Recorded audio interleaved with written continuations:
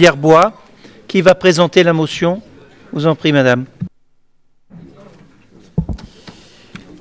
Monsieur le Président, je vous remercie de me céder la parole au nom du groupe socialiste à la région Alsace-Champagne-Ardenne-Lorraine, qui a effectivement souhaité déposer une motion de soutien à la filière bois. Nous avons été à nouveau interpellés par la Fédération nationale du bois sur la nécessité urgente de faire évoluer les pratiques non vertueuses quant à la certification phytosanitaire des grumes non écorcées qui sont destinées à l'exportation.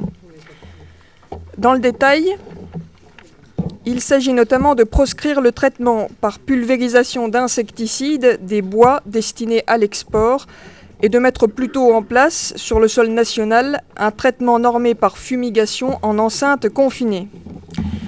Cette amélioration du dispositif, elle vient satisfaire aux objectifs de gestion durable des forêts.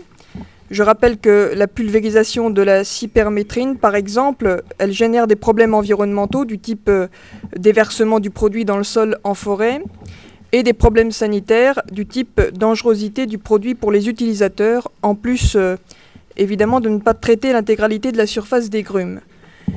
Cette amélioration du dispositif, elle vient donc satisfaire aux objectifs de gestion durable des forêts, de meilleure traçabilité des flux de matière et enfin d'harmonisation vertueuse des pratiques vis-à-vis de nos voisins européens, la Belgique et l'Allemagne par exemple. Alors que le ministre de l'Agriculture avait fait savoir aux exportateurs son intention de modifier la procédure de certification, 2 reports avaient déjà été accordés en 8 mois afin de laisser plus de temps d'adaptation aux opérateurs. Or, récemment, des pressions s'exerçaient encore pour solliciter un nouveau report de l'entrée en application de ces mesures. Certains parlementaires, comme Mme Nicole Duranton, sénatrice de l'Eure du groupe Les Républicains, soutiennent même cette position initialement revendiquée par ceux qui ont un intérêt économique et financier à exporter de la matière brute plutôt que de la faire transformer sur notre territoire.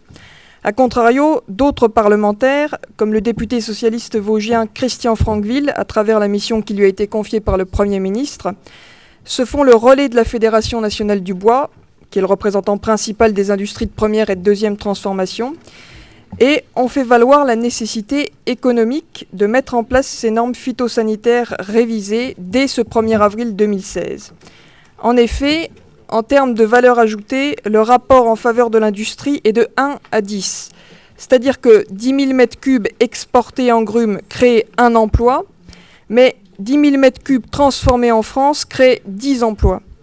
Il convient donc, et c'est l'objet de la motion que nous vous demandons d'adopter, d'afficher notre soutien à l'application immédiate de ces mesures qui mettront ainsi fin à l'exportation des produits bruts sans valeur ajoutée et qui nous reviennent aujourd'hui sous forme de meubles et produits transformés à forte valeur ajoutée. Au lieu de cela, favorisons la transformation du bois en France et évitons ainsi de créer et d'aggraver le déficit de la filière.